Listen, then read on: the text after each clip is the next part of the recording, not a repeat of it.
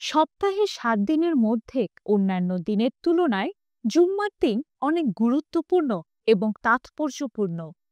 কারণ এই জুম্মার দিনে ইসলামের ইতিহাসে অনেক বড় বড় ঘটনা ঘটেছে।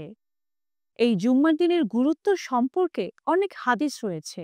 জুম্মার দিন সপ্তাহের শ্রেষ্ঠ দিন এবং এতে কিছু বিশেষ আমল ও ফজিলত রয়েছে।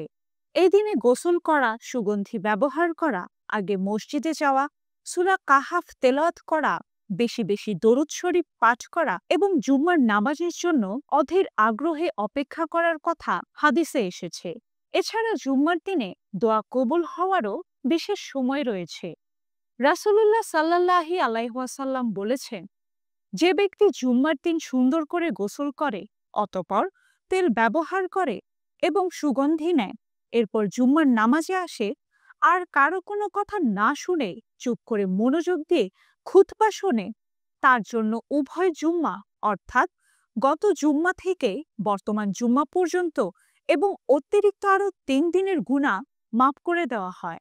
রাসূলুল্লাহ সাল্লাল্লাহু আলাইহি ওয়াসাল্লাম আরও ইরশাদ করেছেন, জুম্মার দিন এমন একটি সময় আছে যে সময়ে কোনো মুসলিম আল্লাহর কাছে কোনো দোয়া করলে আল্লাহ তা কবুল করেন। হযরত আবু সাঈদ খুদরি রাদিয়াল্লাহু তাআলা বলেছেন, রাসূলুল্লাহ সাল্লাল্লাহু আলাইহি সাল্লাম বলেছেন, যে ব্যক্তি জুম্মার দিন সূরা কাহাফ পাঠ করবে, তার জন্য এক জুম্মা থেকে অপর জুম্মা পর্যন্ত নূর হবে।